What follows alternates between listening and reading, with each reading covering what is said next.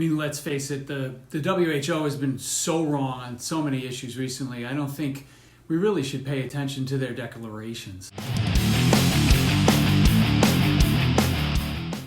Hey everyone, welcome back to Drinking It In.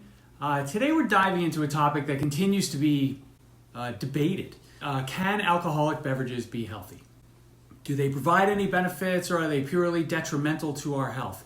Stick around because we're going to explore both sides of the argument, and I really want to start a real conversation around this topic.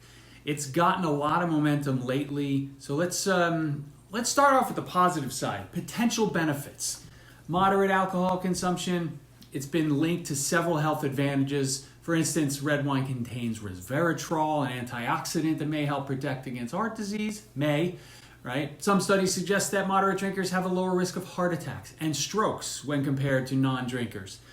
Moderate alcohol consumption can increase HDL cholesterol, which is the good cholesterol, and then that leads to less formation of blood clots.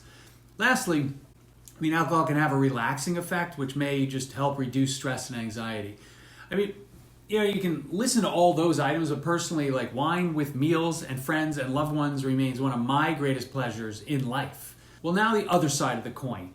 Excessive alcohol consumption can cause a lot of health problems, mainly with the liver, but it can damage lives. Alcohol can also damage the brain. Addiction, right? It's a serious issue. It's a significant factor in accidents, although less so lately, thankfully. There's both sides. Now, if you were to say that I am okay with alcohol consumption, where do you draw the line? The common recommendation has been 1 to 2 drinks per day was okay. However, the WHO has come out with a recommendation of now it's 1 to 2 drinks per week.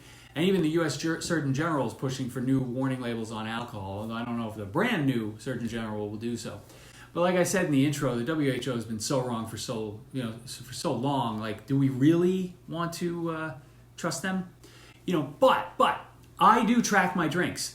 I try to stay right around or under the 1 drink per day mark.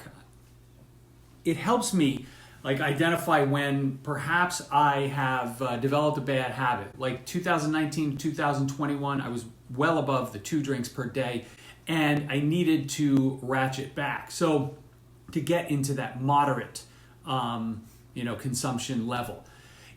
I think moderate alcohol consumption is something that I still believe is okay. And really for me, a life without wine is not one that I'm really interested in experiencing right now. But I'm curious, what do you think on this topic, right? Do you track what you drink in an effort to make sure that if you do see your numbers going up a little, that you take action, right? It's a really big topic. It's a really important one, so I'd love to know what you guys think of in the comments, and I'll talk to you soon. Thanks for joining.